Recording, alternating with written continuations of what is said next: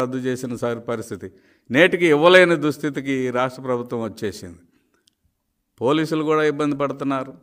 పైకి చెప్పుకోలేని పరిస్థితి. మాది యూనిఫామ్ సర్వీస్ అండి, మేము మాట్లాడలేం, ఎలాగూ వచ్చేది మీరేలే, మీరన్నా మాకు ఏదైనా సహాయం చేయండి అని దీనంగా పోలీసు యంత్రాంగం అభ్యర్థిస్తున్న సంగతి చూస్తూ ఉన్నాం. ఇక సామాజిక పరిస్థితుల గురించి మనం మాట్లాడుకుంటే ఎంత తక్కువ మాట్లాడుకుంటే అంత మంచిది. దళితుల మీద దాడులు, అసైన్డ్ భూములు కాజేయటం, అంతేకాదు దళితుల్ని చంపివేయటం, చంపేసిన వాళ్ళు సాక్షాత్తు అధికార పార్టీలో అధికార పదవులు వెలగబెట్టడం, దానిలో మరీ ముఖ్యంగా ఒక ఎమ్మెల్సీ గారు అయితే డోర్ డెలివరీ చేసే సంస్కృతికి కూడా వచ్చేసారు. ఎస్సీ పథకాలన్నీ కూడా రద్దయిపోయినాయి. 27 పథకాలు రద్దయిపోయినాయి. సబ్ ప్లాన్ అసలు ఎక్కడుందో తెలియదు. కార్పొరేషన్లో ఎవరికి సాయం చేస్తున్నారో తెలియదు. కనీసం కార్పొరేషన్ చైర్మన్ అన్న తనకు తాను ఉపయోగపడుతున్నాడో లేదో కూడా తెలియని పరిస్థితి. ఈ ప్రభుత్వంలో మొదటి ఇబ్బంది పడుతున్న వ్యక్తిని లేదా నన్ను నిరాదరణకు గురి చేస్తున్నారని చెప్పిన వ్యక్తి ఎవరే అంటే SC commission chairman. SC commission chairman ఏం చెప్తుంటే అతని బాధ వర్ణనాతీతం. చాలా ఇబ్బంది పెడుతున్నారు నన్ను అని చెప్పి సొంత పార్టీ సమావేశాల్లోనే మాట్లాడుకునే దుస్థితి వచ్చిందంటే సంక్షేమం పరిస్థితి ఒకసారి ఆలోచించాలి. బీసీలు అయితే 62 మందిని చంపేశారు. దాదాపు 650 మంది పైగా అక్రమ కేసులు పెట్టారు. అనేక రకాల సంక్షేమ పథకాలు రద్దు చేశారు. 56 కార్పొరేషన్ల పేరు పెట్టామని కనీసం 1% కూడా నిధులు లేకుండా, కుర్చీలు లేవు, చేద్దామంటే పని లేదు, ఎవరికైనా సహాయం చేద్దామంటే నిరుద్యోగులు కానీ ఉపాధి చూపిద్దామంటే అవకాశం లేదు. ఎందుకని ఆలోచన చేస్తున్నదో ఈ ప్రభుత్వం అర్థం కాదు. నేను మొట్టమొదటి చెప్పాను, నయ వంచనకు ప్రతిరూపం జగన్మోహన్ రెడ్డి. బీసీల గురించి ఒకసారి మాట్లాడుకుంటే కార్పొరేషన్ల సంగతి పక్కన పెడితే రాజ్యాంగబద్ధంగా రావాల్సిన పదవులు ఏవైతే ఉన్నాయో 34% ఉన్న రిజర్వేషన్, స్థానిక సంస్థల్లో రిజర్వేషన్ తెలుగుదేశం హయాంలో ఇచ్చినాయి.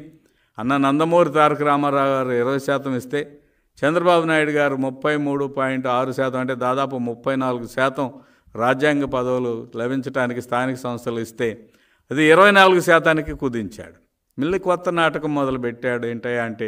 కొత్త నాటకం ఏంటంటే బీసీల కులగణన చేస్తానని. ఆ కులగణన ఏదో ముందే చేసి ఆ 34% ఉంచేయడానికి ఏ ప్రయత్నం చేయకపోగా ఉన్న రిజర్వేషన్లు తగ్గించి దాదాపు కొన్ని వేల రాజ్యాంగబద్ధమైన పదవులన్నింటినీ కూడా మరి తీసివేసిన సంగతి గుర్తు చేస్తాను. ఎవరికి ఇచ్చాడు పదవులు? ఎవరు ఈ రాష్ట్రంలో అధికారాన్ని అనుభవిస్తుంది? ఎవరు? 56 కార్పొరేషన్లు ఇచ్చిన బీసీలు కుర్చీలు లేక, సౌకర్యాలు లేక, నిధులు లేక, విధులు లేక దిగాలను కూర్చొని చూస్తూ ఉంటే ఈ రాష్ట్రంలోని జగన్మోహన్ రెడ్డి సామాజిక వర్గంలోని కొద్దిమంది ఉన్నతమైన పదవులు, నిర్ణయాత్మకంగా ఉన్న పదవులన్నింటినీ అనుభవిస్తూ ఈ రాష్ట్రాన్ని మొక్కలుగా చేసుకొని సామంతరాజులుగా పరిపాలిస్తున్న సుబ్బారెడ్డి, విజయసాయిరెడ్డి, లేదా పెద్దిరెడ్డి రామచంద్రారెడ్డి, సజ్జల రామకృష్ణారెడ్డి వీళ్ళు మాత్రమే అధికారాన్ని అనుభవిస్తూ ఉన్న సంగతిని రాష్ట్ర ప్రజలు గుర్తిస్తున్నారు, బీసీ ప్రజలు గుర్తిస్తూ ఉన్నారు. ఈ నలుగురు మాత్రమే అనుభవిస్తూ ఉన్నారు. రెడ్డి సామాజిక వర్గంలో కూడా అందరికీ అవకాశాలు లేవు. జగన్మోహన్ రెడ్డి అనుయాయులైనా అయి ఉండాలి, కడప జిల్లాకు చెందిన సొంత మనుషులన్నా అయి ఉండాలి, లేదా వ్యాపార భాగస్వాములన్నా అయి ఉండాలి, లేదా సాక్షి పేపర్లోని ఉద్యోగస్తులన్నా అయి ఉండాలి తప్ప రెడ్డి సామాజిక వర్గానికి కూడా ఒరగబెట్టింది ఏమీ లేదు. అందుచేత అనేక మంది ఇతను నయవంచన బయటపడి ఈ రోజున ఎన్నికల రోజున ఒక్కొక్కరుగా బయటకు వస్తున్న సంగతిని మనం గుర్తు చేసుకోవాలని విజ్ఞప్తి చేస్తూ ఉన్నాను. బీసీలు అన్ని రకాలుగా అనగదొక్కారు. ఆర్థికంగా అనగదొక్కారు, సామాజికంగా అనగదొక్కారు. ఆ మంత్రికి అయితే పవరే లేదు.